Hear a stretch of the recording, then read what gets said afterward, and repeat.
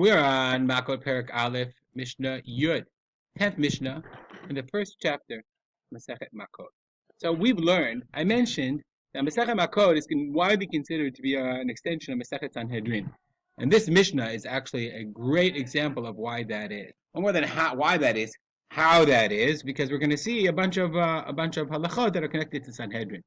There's a Mishnah. Mishnah Gemar Dino. Person who had Gemar Din. Gemar Din is who's had a verdict issued about him, meaning he was declared to be a murderer and to be executed. Ubarach, and he got out. He ran away.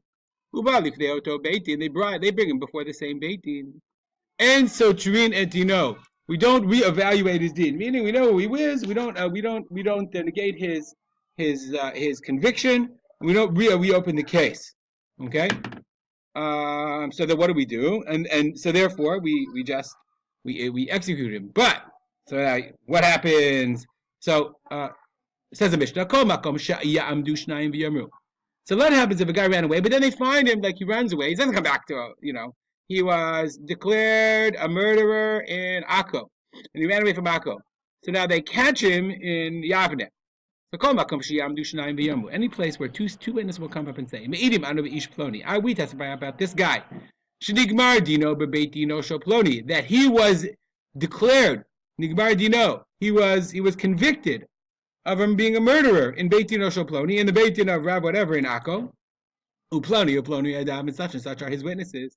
So then he is to be executed. We don't reevaluate his case. So the Kahati says, based on the Gemara says, okay, it says in the first Mishnah, the Reisha says Lifnei Oto Beitin, okay, in front of the same Beitin. So the Gemara says, so what in the world is that talking about? It says Kan be'Eretz Yisrael, Kan be'Chutz La'aretz. So there's a whole question of, we're going to see there's a contrast between Ba'aretz and Chutz La'aretz.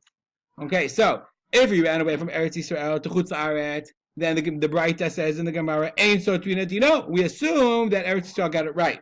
But if he ran away from Chutz La'aretz to Eretz Yisrael, then yes, if he was convicted of murder in Chutz La'aretz and he ran to Eretz Yisrael, then we reevaluate. Then the Beit Din in Eretz Yisrael does open the case and reevaluate.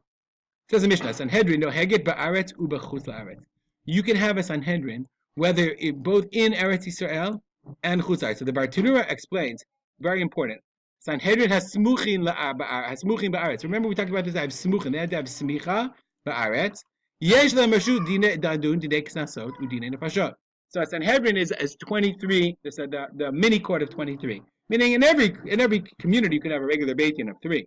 That's not a big deal. But if you want to do dine knasot, fines, and dine nefashot, capital cases, they have to be smuchin ba'aretz, bein ba'aretz, bein b'chutz la'aretz. So then if they're smuchin, if they have to have smicha in from Eretz Yisrael, then they can go out to Chutz La'aretz and issue Dinei Knasot and Dinei Nefashot, whether in Eretz Yisrael or Chutz La'aretz, as long as Kolzman Sheyesh Beitin Hagadol B'Lishkat HaGazit, as long as there's a Beitin Hagadol in Lishkat HaGazit in the holy sanctuary in the Beit HaMikdash in Yerushalayim. Shnei Amar, as it says, Liveti Shemor Ala Kohenu Ala Shofet.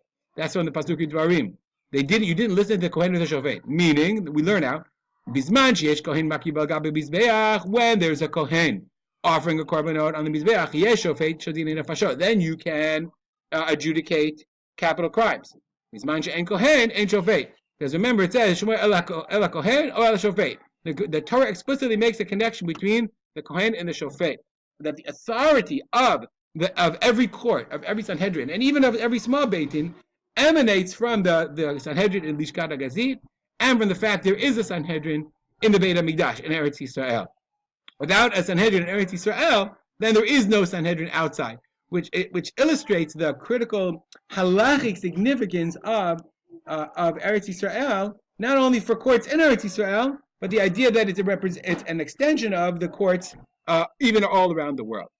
Says the Mishnah, Sanhedrin, how regular. Now we come to a very famous Mishnah. How often can a court execute?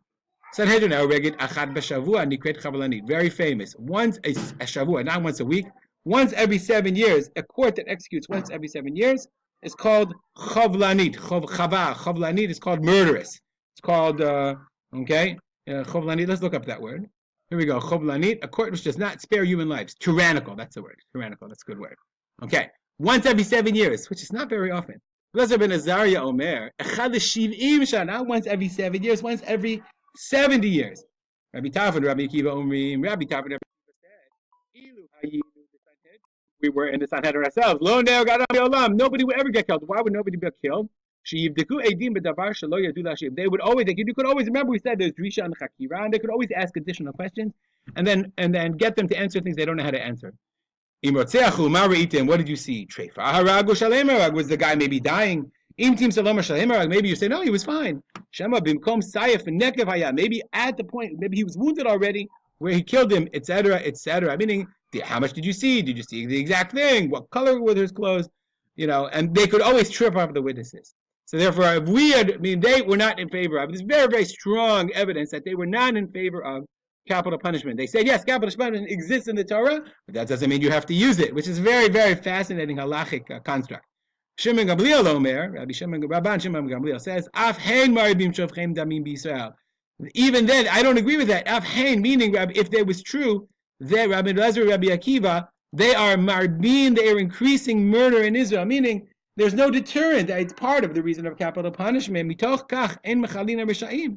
You're not getting rid of the wicked. If you don't get rid of the wicked, you don't punish the criminals, and there's no deterrent, you increase murder in Israel. So your desire, he says, your desire to decrease capital punishment, your heart's in the right place, but maybe you're causing more damage than good. Stop here and dedicate our learning. Remember, my father, Harav Simcha Ben Yitzchak Kalman. Have a great day.